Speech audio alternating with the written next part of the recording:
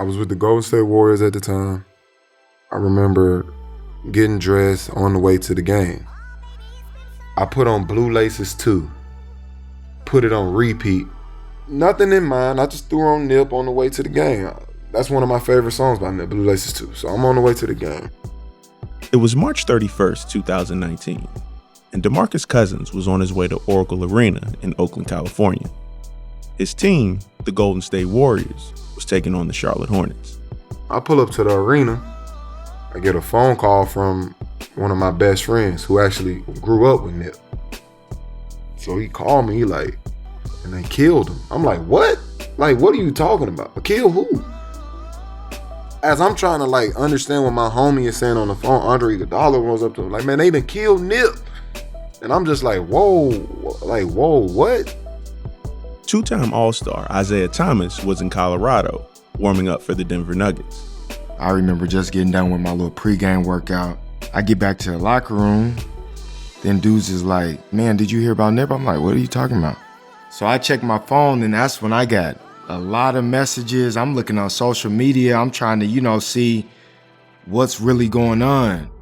At 3:25 this afternoon, LAPD officers responded to a shooting call at a local clothing retail store here at the 3400 block of West Slauson Avenue. Gun violence has taken the life of Los Angeles rapper Nipsey Hussle. The 33-year-old rapper, who earned a Grammy nomination for Best Rap Album this year, was shot outside the clothing store he owned called The Marathon. The Marathon store sits on the corner of Crenshaw Boulevard and Slauson Avenue in South LA, right where Nipsey Hussle grew up. Nipsey was well into making that superstar turn in rap, but he was still focused on helping people in the neighborhood. That afternoon, Nipsey was at his store giving out clothes to an OG who had just been released from prison. He also stopped to take pictures in the parking lot. In one of the photos, Nipsey is crouched down next to a little girl in a red Crenshaw t-shirt.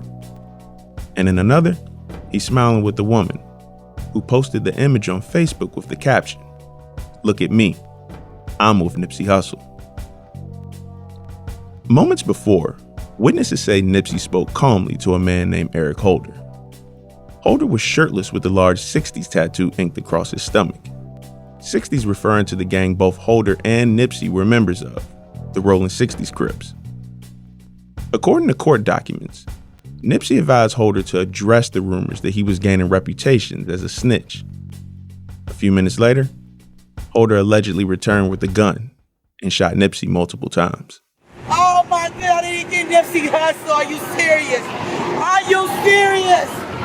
Oh my goodness. You can see the very large crowd of mourners who are gathered here at the scene tonight. They've been here since this afternoon. Why him?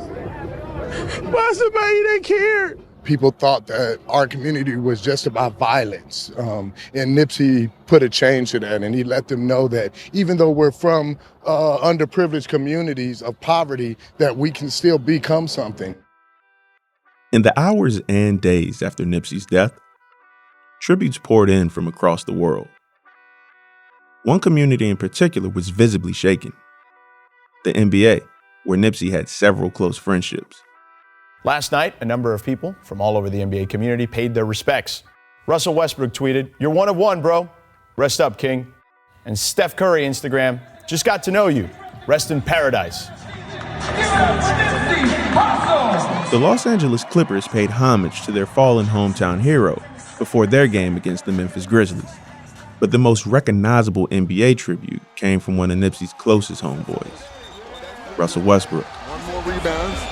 Bonga in the game, misses, he gets the rebound! Yeah. That's a Nipsey. I think we got to give the standing ovation on that one. People at home, he said that's for his guy, Nipsey Hussle. Not only did Westbrook, the 2017 NBA MVP, do something that had only been done once before in NBA history. The 2020 stat line was an intentional and emotional tribute to his fallen friend, a longtime member of the Rolling 60s Crips. That wasn't for me, man. That was for my bro, man. That's for Nipsey, man. 20 plus 20 plus 20. They know what that means, man. That's for my bro.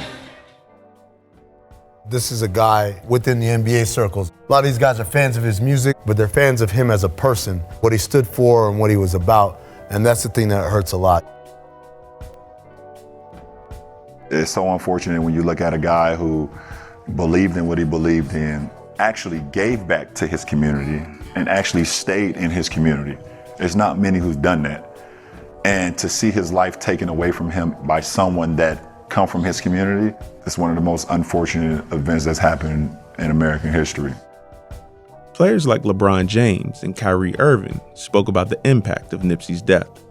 It's just hard because, especially men of color, losing their lives like that, in their communities. For us, we're all very connected. LA native James Harden and Nipsey were homies. James, why is it important for you to continue to have people remember Nipsey and kind of what he meant to you? That name will never die. People remember him. I'm just here because he's one of my close friends, and this journey that I'm on is for him. That name, Nip, everybody knows that name now. I'm just another person that's just, helping that name live on. NBA players spoke openly about losing a close friend and an inspiration. Nipsey's death was hard to accept, and they knew their grieving process was just beginning. Here's Isaiah Thomas again. It just don't seem real, how somebody can just be taken away. I don't know, it just doesn't always seem like it could really happen. How somebody could be here and then just not be here no more. Have you cried over Nipsey? Man, I wasn't crying. I was just I don't know. It's even hard to explain. And I think it's really harder with him because it's I listen to his music every day. I hear his voice every day. I be listening to interviews. I be watching YouTube interviews. It just don't seem like he's not here.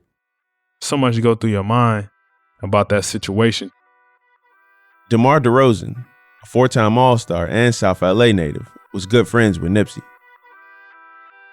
Sometimes it makes you emotional. Sometimes it makes you mad. Sometimes, it's so many emotions that it puts you through, and for me, it put me in a real blank space. For Demarcus Cousins, Nipsey was far more than a friend and a famous rapper. Nip was my superhero. I can say the only guys I've really had in my generation was Barack Obama and Nip. So for me, that's where it hurt me to I can't accept it. I don't want to accept it because that was my superhero. Who was Nipsey Hussle? Why did he matter? What accounted for his stature? And why did these NBA players feel such a connection to him?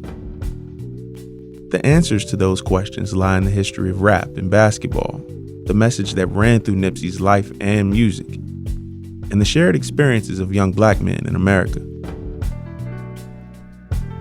From 30 for 30 Podcasts and The Undefeated, this is the King of Crenshaw. I'm Justin Tinsley. Episode 1, To Live and Die in LA.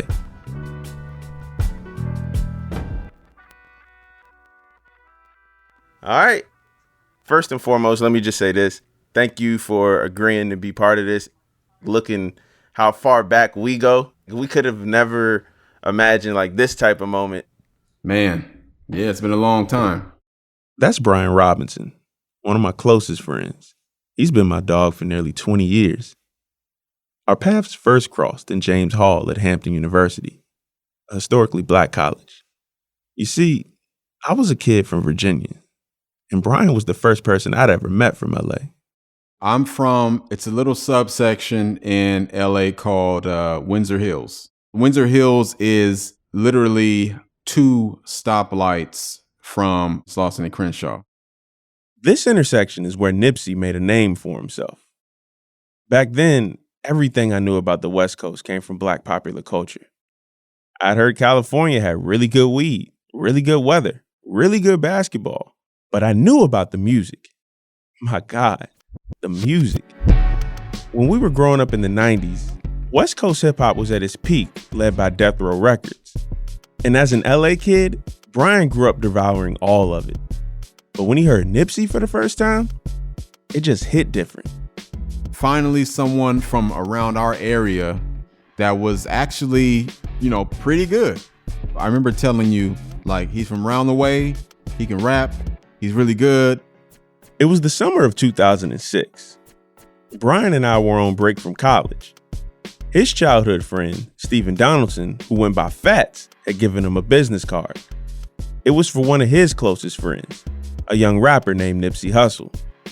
So Brian hit me up one day, and he was like, "Yo, Justin, I think you should check this dude out." You know, you might hear some gangbang references, in there. I'll walk you through that. That's all right. But he can rap. At that time, the LA rap scene was in need of some energy like Nipsey's. The NWA and Death Row Records days of the 80s and 90s felt like a lifetime ago. And there weren't many new rappers from the West Coast who were making noise on a national level. I mean, you had The Game, but not much else. The East Coast was hating on us, like hating, did not want to have anything to do with the stories that LA was telling. Devi Brown was one of the first LA DJs to play Nipsey's music on air. Did not appreciate our melody and did not appreciate, the G-funk and our music, all the things that make LA music so beautiful and unique. And everybody was saying that LA fell off. It was to that backdrop that a new generation of young LA rappers entered the scene. Guys like Kendrick Lamar, YG, J-Rock, Pac Div, Dom Kennedy, and Nipsey Hussle. And when Nipsey's mixtape, Bullets Ain't Got No Names Volume 2 dropped in 2008, it felt like a game changer. Nipsey's music was so new, so melodic, so graphic, and so transparent. So I wrote an article singing his praises on my blog. Brian mentioned this to Nipsey one day while hanging out with Fats in South LA. Just let him know, man, my college buddy, man, good friend still, Justin, he's a writer. I put him on to you and he's a fan of your music. And the next thing I knew, my phone rang. It's Brian, and he says, "Hold on." And before I could respond, I heard someone on the other line saying, "Yo, what up? It's Nipsey." I won't sit here and cap like the conversation I had with Nipsey was life-altering. The conversation was, at most, a minute. And the first 20 seconds was Nipsey trying to convince me it was actually him. In this brief interaction, Nipsey really was a nice guy. And he deeply appreciated hearing from a fan far away from his own hood. And I'll never forget the last thing he said. "Just fuck with me, cuz. I'ma figure this shit out."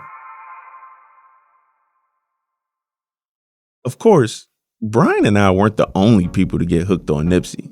There were lots of Brians, guys from the hood spreading the word about this new kid from their block who felt like a breath of fresh air for the West Coast rap scene. One reason Nipsey's music spread far beyond LA? NBA players. I always used to listen to Nip all the time, and I listened to him so much I put so many guys on to Nip, my rookie year in 2009, and they became fans of him. It was crazy. DeMar DeRozan and Isaiah Thomas, otherwise known as IT, were two of Nipsey's earliest NBA crusaders. I remember putting Demarcus Cousins on Nip Hussle, putting the whole Sacramento Kings on Nip Hussle. 100% true. IT was working out in the gym. He had his music playing. I'm like, man, what the hell is this, man? He's like, it's Nipsey. So when I put people on Nip, I'd be like, I'm gonna just let you listen to him, and then I know you're gonna come back to me and be like, he's the hardest out. And that's what always happened every team I've been on. There's a well-known saying that rappers want to be ball players and ball players want to be rappers. But why? There's a level of competition in both hip-hop and basketball that mirror each other. You want to be the best on the mic, and you want to be the king of the court. But it's always been deeper than that. Basketball, as we know it today, is so intertwined with ideas about Blackness, with the Black community, with hip-hop, for sure. Amira Rose Davis is a professor of history and African American studies at Penn State and co-host of the Burn It All Down podcast. We can really trace these shifts in the kind of culture of the NBA in particular to the 70s. The rise of the NBA really coincided with the emergence of hip-hop as the number one kind of music genre. One of the things that we have to pay attention to is the changing demographics of the league. We're talking about a league that is very rapidly becoming not only about Black players and majority Black players, but like really making Black stars. Basketball wasn't invented by a Black person, but the game's soul was largely cultivated by us, Black people, in city parks and on blacktops across the United States, which are most of the same places that hip-hop took shape in the 1970s. And since the beginning, hip-hop has been tied to basketball. The two are like peanut butter and jelly, or even better, white walls and Cadillacs. It looks like rappers coming to games very publicly. It looks like mentions of basketball players in rap songs. Of course, like Curtis Blow's Basketball in 1985. Curtis Blow is one example, but you've also got Shaquille O'Neal's Shaq Diesel, still the only album from an athlete to ever go platinum. Jadakiss and Allen Iverson's legendary Reebok commercials, and even Master P earning a preseason roster spot on both the Charlotte Hornets and Toronto Raptors. We've seen, of course, a number of basketball players try their hand in rap. And I think that it is seen as an adjacent career that you step into. I think the swag, the confidence, right? Those are things that feels really transferable over to rapping. I think that especially as an athlete where your labor and what you do is your body, is how you move, it's how you perform. Rap not only was enticing because it felt like a very similar culture, it felt like it required the same bravado, but it also was actually a vocal vehicle. Friendships between rappers and basketball players became common and high profile. Think Shaq and the Notorious B.I.G., Lil Wayne and Kobe Bryant, or Jay-Z and LeBron James. It became very clear that these NBA players were very close to rappers in a way that you just like didn't see at other sports. Part of that is about basketball itself in terms of like how it's played and where it's played. In basketball, there's a proximity to the players where you can yell, you can say something, they can come and give you dap in the middle of running by. Rappers are right there. And they become so blended into the atmosphere that the way that you even imagine a NBA game becomes tied to the spectacle around it. But it's far more than just a spectacle. Here's former LA radio personality Debbie Brown. There's so many young people that rap, but not everyone gets heard. So many millions of people play basketball, but it is this tiny 1% that are able to do it professionally and able to do it at an elite level. And it's that kind of rare air that you breathe that only you can really understand each other. It's so rare that you get to see people that look like you when you're Black or brown, that are respected in the world, that are held up with a certain amount of celebration or cherishing. There's a kinship between hoopers and rappers who oftentimes come from similar backgrounds. That grandizing, I'm coming from nothing and I've gotten more. I'm great, that really only someone who makes that music like a Nipsey could do authentically, that could then resonate with the greatness in an NBA player and in the relationships that he carries that hustle and motivate. I mean, if that ain't like the ethos of being an elite athlete, I don't know what is. And then, come on, you're young, fly Black men with means and platform. Like, how do you not gravitate towards each other? To me, it really does feel that it's connected to how hard you've got to hustle if you're an athlete or if you're a rapper. Garrett Kennedy is a culture critic and author who has covered Nipsey for both GQ and the LA Times. How hard you gotta hustle to keep your mind right, to keep your body right, to all these things that like you actually have to do in order to continue to do the thing. Whether the thing is, shooting hoops or, running a ball down a field or, rapping. You know what I mean? Like I think there's the physicality of it. There's a connection that's there because there's a hunger that never quite goes away ever. Because of all this, Nipsey and his friends in the NBA shared a mutual respect. A lot of that has to do with the way that he was oriented towards community, where he was oriented towards activism, where he was oriented towards a certain type of business plan and business mindset that wasn't about, oh, I'm just gonna get rich for me, but like I'm gonna get rich and put my people on. And I think that really resonated and became the foundation for some really deep friendships, whether it was with Russell Westbrook or James Harden or, a number of players who formed connection that went beyond just, I see you on the sidelines and we're going to take a picture and, yeah, you're at my game or I might appear in your video, you might rock my jersey.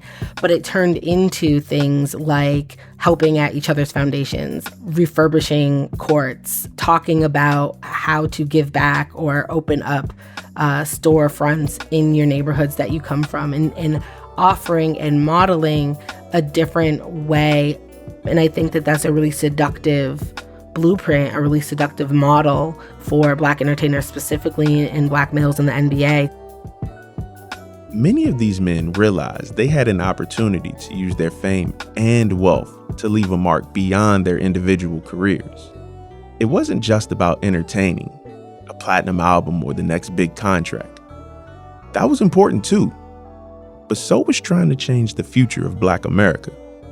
The discussions and the work being done in the NBA, they were right there. They were primed for that to happen, as many players were looking at, like, well, how do I extend the pedestal that I have? How do I take this platform and do something with it? How do I, take the resources that I have and that I have earned and that I've been given and redistribute them? Like, what does that look like? We need a model for it. And Nipsey was right there with that model. That model of hard work, of dedication, of commitment to the grind, that made up the ethos Nipsey lived by. He dubbed it the marathon. Here's Nipsey in his own words. If you really think about the metaphor of the marathon, when you look at it as like life, it's about endurance, it's about preparing, it's about mentally breaking through your barriers that tell you I can't keep going. You're more capable than you think you are and than you're conscious of. And that don't give up philosophy inspired many players around the NBA. I've noticed that specifically athletes react to the message. And then also I think they come from the same environment. They going through the same struggle. They just, attacking it through their gifts on the court or on the field. And we doing it through the art and through the music. So I think that whether it's the message of motivation or just if they apply it to sports or if they apply it to just the pursuit of becoming better, maximizing your potential, and challenging yourself. And likewise, we sit in the studio and had a playoffs on mute and go back and watch classic performances, and just be like, look at the zone they was in, So definitely, I think we both feed off each other. It was like what he was speaking on was really what I was going through in terms of, running my race and staying on my marathon and, having to prove myself each and every year. Nipsey's work ethic resonated with IT. The undersized guard was selected with the last pick in the 2011 draft. Hustling was just part of who Thomas was. And I leaned on his music during my dopest times, during my darkest times. I think every year he came out with something that was new, but was also relatable to what I was going through and what my journey was. And it matched. It matched every year. DeMar DeRozan is from Compton, roughly 7 miles from where Nipsey was raised. They both loved where they were from. They saw the same things, lived the same things, and most importantly, survived the same things. Once you can look at somebody and feel relatable to and look them in the eye and know they've been through something similar, the same, or something even worse in the same environment and culture you grew up in, you kind of listen differently. You kind of take advice differently. You kind of feel inspired differently. Real recognizes real. So a lot of hoopers were hip to Nipsey damn near from the dribble. But much of the wider world wouldn't know about Nipsey's connection with NBA players until a Lakers game in October 2018. Let me set the scene, because I was actually in Staples that night. Thanks, guys. A beautiful night in downtown LA, and what a night for the Lakers and their fans as a new star has arrived. It was the Lakers' home opener against the Houston Rockets. The city was buzzing. Some of the NBA's all-time legends, including MVPs, champions, Hall of Famers, and the latest legend to wear purple and gold, makes his home debut tonight. LeBron James and the Lakers at the Staples Center. Nipsey Hussle was there sitting courtside. He was decked out in a vintage Magic Johnson throwback jersey, crisp white tee underneath, glowing white sneakers, and a bright yellow NBA snapback up top. By the time we hit the fourth quarter, the intensity was thick. It somehow had the energy of a playoff game, but it wasn't even Halloween yet. The Rockets were up 109 to 108. Harden fouled by Ingram. Do they count it? No. Point guards Chris Paul, who was with the Rockets at the time, and Rajon Rondo, who was with the Lakers back then, got into it over a foul. Now Paul punches a throw. Paul and Rondo throwing punches. Ingram comes in. He's throwing punches. The mid-court scuffle moved to the sidelines, right by the floor seats where Hussle was sitting. And he got up, pulled his pants up. Nipsey looked like he was preparing to throw hands. And, well, a meme was born. Here's IT. Because the picture is just funny. That's somebody that's been in those situations, you already know about it. Like, first thing you're going to do is, okay, I'm going to pull my pants up and see what's going on. And that's why he is who he is, because that's that side of him that he can't shake. This is a primetime game. He's courtside. Punches is thrown and he's back there in the back like, yeah, in case something happens, knowing that he's not gonna probably do nothing. It's not nothing to do with him, but he's back there. The picture says it all. The picture describes who he is and where he's from. It's no secret that Nipsey was once an active gang member, a part of LA's notorious Rolling 60s Crips. He joined when he was just 14, and his experiences formed the basis of much of his work. But there was no chance he was getting into a fight that day, regardless of how it looked. They're like, why they pulling his pants up? Like he got ready to go. I thought it was gonna spill into where I was at. It was like close. You feel me? Oh, come on, man. I'm not jumping in no NBA fight. I know that.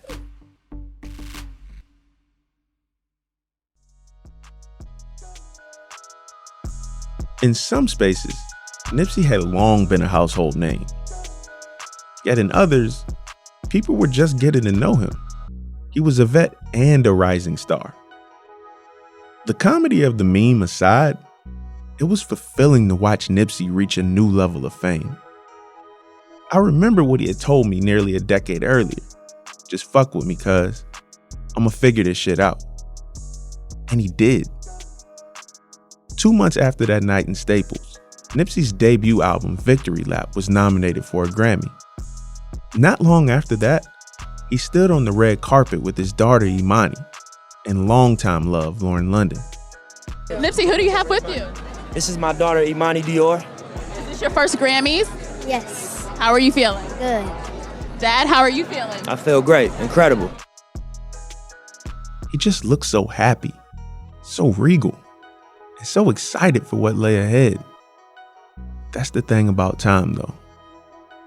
We always think we have more of it. On the evening of March 31st, 2019, I had just returned from New York, covering Dwayne Wade's last game at Madison Square Garden. I was at a friend's place in D.C., drinking a beer. I never drink beer. And then my phone rang. It was Brian calling me from L.A. He was in tears.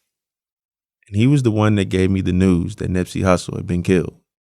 That was the day the music died for me. Like, you know what I mean? It stopped.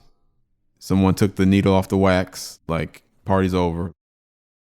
Shortly after Nipsey's murder, I flew out to LA to cover his death for The Undefeated. I lived in LA for a year back in 2015, and every time I came back to visit, it was always love. But this time, When I stepped off the plane, the grief that hung in the air was damn near suffocating. I had no clue what I'd write. I knew I wanted to honor Nipsey, but I also knew I wanted to speak about what it felt like in LA. An entire world was mourning his passing, but in LA, it felt personal. All around the city, Nipsey blasted out of speakers. Some people were openly weeping in their cars at stoplights. Others just stood outside, smoking weed and not saying anything, as Nipsey's music served as their medicine. It was a cathartic experience. Brian, who was back in LA and working as a live music producer, took me down to Slauson and Crenshaw. I was worried about him. We watched people gather in the Marathon store parking lot. It was covered with everything from tribute flowers and prayer candles to blue and silver balloons. Nipsey was someone from his crib, someone from the hood that was living life the right way and got taken out in the absolute worst way. Now that I think about it, Brian and I didn't talk too much. We just took everything in. What struck me the most was the alley. It was the same alley Nipsey's killer ran through to escape to his getaway car. This was right after he forever altered the course of Crenshaw's history. Now mourners were waiting in line for their chance to touch the earth Nipsey last graced. They wanted to feel his energy, if only for a moment. But to do so, they literally had to walk through trauma to try and deal with trauma. Such has always been the case of being Black in America in one way or another. Nipsey's death was about more than a well-known rapper losing his life. For South LA, it was about the loss of opportunity.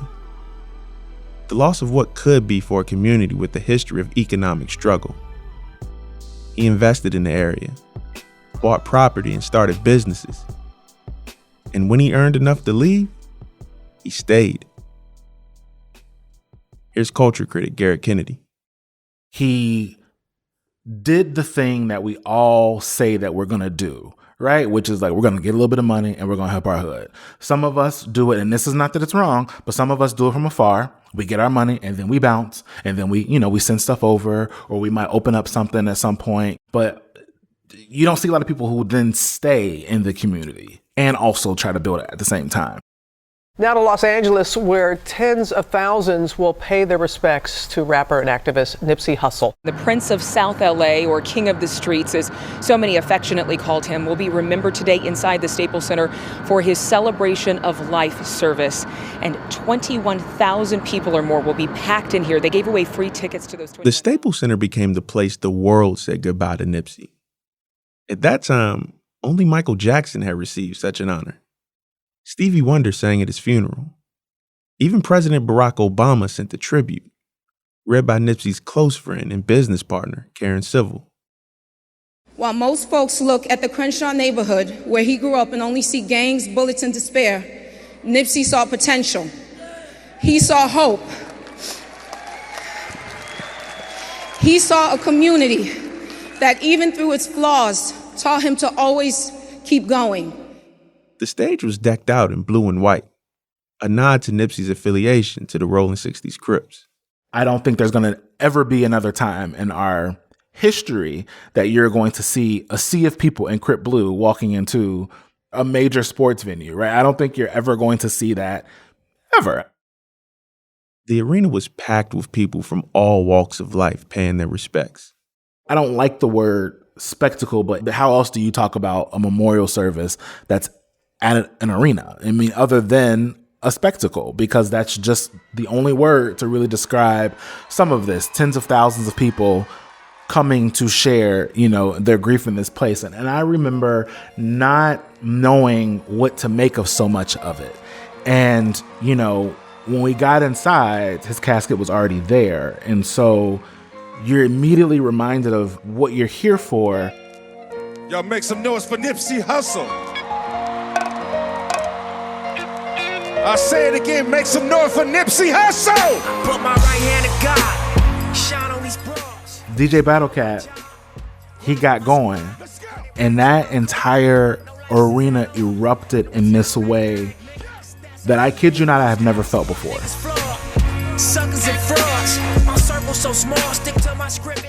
I mean, the floor was shaking. It was shaking because the people were clapping and stomping and were so loud and uplifting him in this moment where it's like, you know, it's traditional homegoing in a sense where like that's what we are. We're very boisterous, you know, as black folks. We've always been that way when we have to, you know, bury one of our own. But there was this other element too where it's like, shit, it's a full band and they are rocking right now. You know what I mean? Like it was so many different things were happening at once where it's like, I don't even know like how to process this. Nipsey Hussle! Marathon continues, baby. 1,500 another show. DeMar DeRozan was also taking in the enormity of Nipsey's Staples Center Memorial. To see LA in a setting I've never seen it before, come together the way it did, the gangs, people, you know, it showed you how powerful of a person he was. It definitely was a crazy day. It was a crazy moment. It was a crazy thing to be a part of and see, you know, somebody sell out, you know, the Staples Center for a memorial to pay their respect. My son, Ermias Joseph Ascadome, was a great man.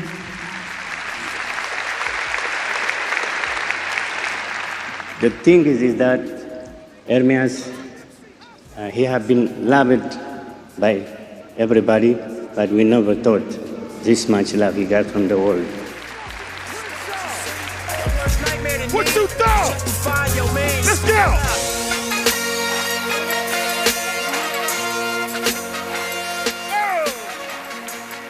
Grief is the final act of love. My heart hears you. I feel you everywhere. I'm so grateful that I had you. I love you beyond this earth. And until we meet again, the marathon continues.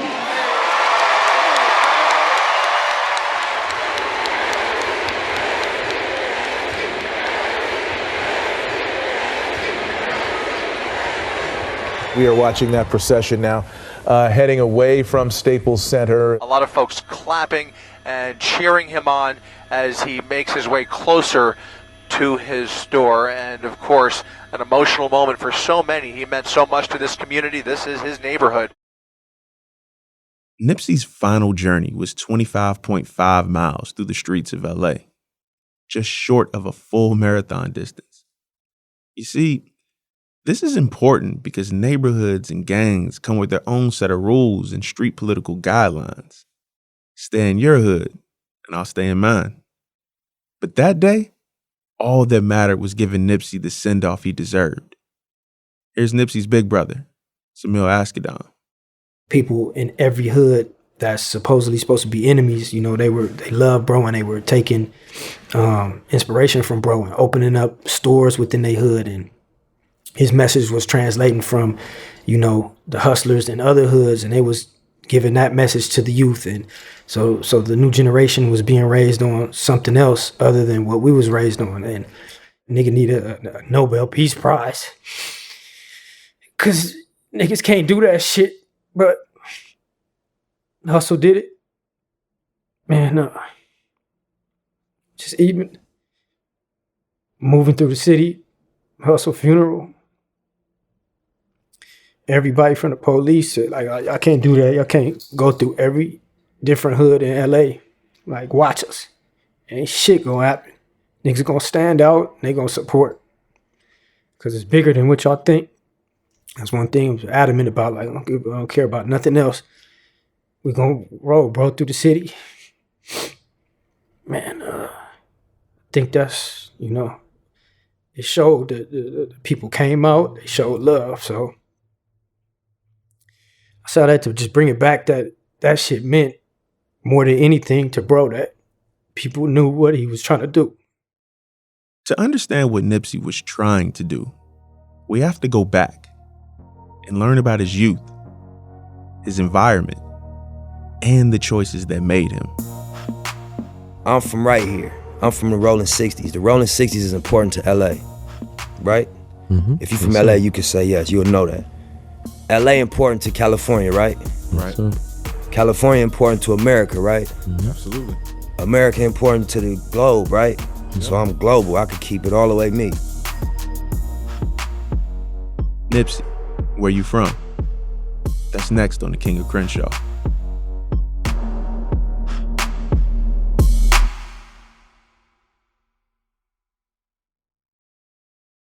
Coming up on the next episode of The King of Crenshaw. You got a perception that to be a gang member, you just gotta be this cold-hearted, calculated killer. And that's farthest from the truth. South LA, it was always fun. You'll hear like the sounds of Snoop Dogg and Dr. Dre. I seen like the glamour and the glitz, and I seen lowriders and 5.0s and Corvettes. If our culture in LA is a tapestry, gangs are several threads that run through that tapestry. The good, the bad, the ugly, and the understandable. You know, it's hood politics, it's the survival of the fittest, and you got to understand so many rules to be able to be safe and survive every time you go outside. When I'm in South LA and I talk to young men about what they want to do when they grow up, and they say two things: I want to be in the NBA or I want to be a rap star. You will never hear nobody say, I want to be Mr. Rogers. You can't take the hood away without putting something in its place. You gotta put something in the vacuum. That's next on The King of Crenshaw from 30 for 30 Podcasts and The Undefeated.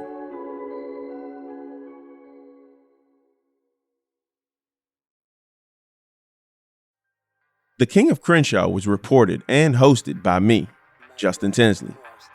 Senior producer is Joanne Griffith. Our production team, Gus Navarro, Dave King, and Derwin Graham. The series was edited by Julia Lowry Henderson, senior editorial producer for 30 for 30 Podcasts, and Steve Reese, deputy editor for The Undefeated. Executive producers, Aaron Layden, Brian Lockhart, Kevin Merida, and Raina Kelly. Additional production support, Meredith Hodnut, Mitra Kaboli, and Eve Wolf. Original music by Lawrence Dobson and Lamar Edwards of 1500 to Nothing. Music supervisor, Kevin Wilson. Mix engineering by Ryan Ross Smith, Garrett Lang, and Ben Tolliday. Project manager and licensing, Kath Sankey. Jennifer Thorpe provided additional licensing support. Development, Adam Newhouse and Trevor Gill. Chantre K-Mac is our talent director. And Cherie Stevens, our associate talent director. Demi Lauren created the original artwork for the series. Roger Jackson provided fact-checking. Alan Lau provided legal review. Special thanks to Riley Bloom, Holly Tinty, Jonathan Larson, Anthony Salas, the team at Podville Media, and everyone who made time to speak with us for this series.